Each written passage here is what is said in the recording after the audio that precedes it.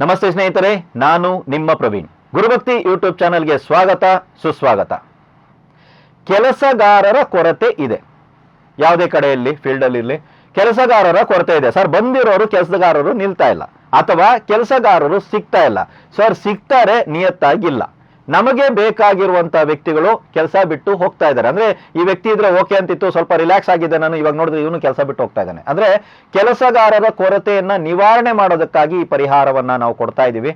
ಕೆಲಸಗಾರರು ಬರೋದಕ್ಕೆ, ಒಳ್ಳೆ ಕೆಲಸಗಾರರು ನಿಮ್ಮೊಟ್ಟಿಗೆ ಸೇರೋದಕ್ಕೆ, ಮತ್ತೆ ಬಂದಿರುವಂತ ಕೆಲಸಗಾರರು ಕೆಲಸ ಬಿಟ್ಟು ಹೋಗದೇ ಇರೋದಕ್ಕೆ. ಕೆಲವೊಂದು ಕಡೆಗಳಲ್ಲಿ ಇದು ಪ್ರಶ್ನೆ ಬರ್ತಾ ಇದೆ ನಮ್ಗೆ, ಅದಕ್ಕೋಸ್ಕರ ಈ ಪರಿಹಾರವನ್ನ ಕೊಡ್ತಾ ಇದ್ದೀನಿ.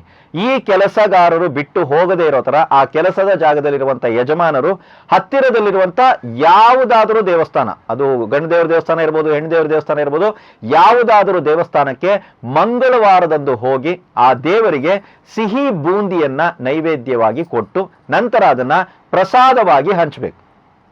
ತುಂಬಾ ಈಸಿ ಇದೆಯಾ? ಇಲ್ಲ ನೋಡಿ, ಅದನ್ನ ಪ್ರಸಾದವಾಗಿ ಕನಿಷ್ಠ ಪಕ್ಷ 5 ಸ್ತ್ರೀಯರಿಗಾದ್ರೂ ಹಂಚಬೇಕಾಗತ್ತೆ. ಮಿಕ್ಕಿದವ್ರು ಯಾರು ಬಂದ್ರೂ ಪರವಾಗಿಲ್ಲ, ಪ್ರಸಾದ ಹಂಚುವಾಗ ಸರ್ ಸ್ತ್ರೀಯರೇ ಬರಕ್ಕಾಗತ್ತಾ ಅಂದ್ರೆ ಇಲ್ಲ, ನನಗೂ ಗೊತ್ತಿದೆ. ಆದ್ರೆ ಸಾಧ್ಯವಾದಷ್ಟು ಕನಿಷ್ಠ ಪಕ್ಷ ಒಂದು 5 ಜನ, 6 ಜನ ತಗೊಂಡ್ಬಿಟ್ರು ಸರ್, 7 ಜನ ತಗೊಂಡ್ಬಿಟ್ರು ಪರವಾಗಿಲ್ಲ, ಆದ್ರೆ ಕನಿಷ್ಠ ಪಕ್ಷ 5 ಜನ ಸ್ತ್ರೀಯರಿಗೆ ಹಂಚುವಷ್ಟ ಅದು ಪ್ರಸಾದವನ್ನ. ಇವಾಗ ನಾವು ಸಿಹಿ ಬೂಂದಿ ಕೊಡಿ ಅಂದ್ಕೊಳ್ಳಿ, ಎಷ್ಟು ಅಂತ ಕೇಳ್ತೀರಾ ನೀವು ಅಲ್ವಾ?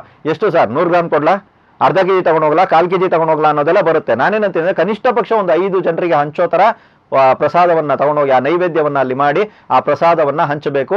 ಸ್ತ್ರೀಯರಿಗೆ ಹಂಚಿದಷ್ಟು ಇದು ಬೇಗನೆ ಕೆಲಸ ಮಾಡುತ್ತೆ, ಆಯ್ತಾ? ಕನಿಷ್ಠ ಪಕ್ಷ 5 ಸ್ತ್ರೀಯರಿಗೆ ಇದನ್ನ ಹಂಚಿ, ನಿಮ್ಮ ಮನೆಯವರು ಅಥವಾ ನೀವಾಗಿರಿ ಈ ಪ್ರಸಾದವನ್ನ ಸೇವಿಸುವ ಹಾಗಿಲ್ಲ.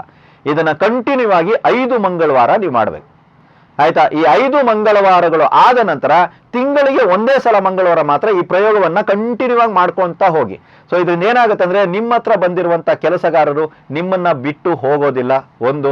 ಎರಡನೇದು, ನಿಯತ್ತಾಗಿರುವಂತ, ಸರಿಯಾಗಿ ಕೆಲಸವನ್ನ ಮಾಡುವಂತ ಅಥವಾ ನೀವು ಅಪೇಕ್ಷೆ ಪಟ್ಟಂತ ರೀತಿಯಲ್ಲಿರುವಂತ ಕೆಲಸಗಾರರು ನಿಮ್ಗೆ ಸಿಗ್ತಾರೆ.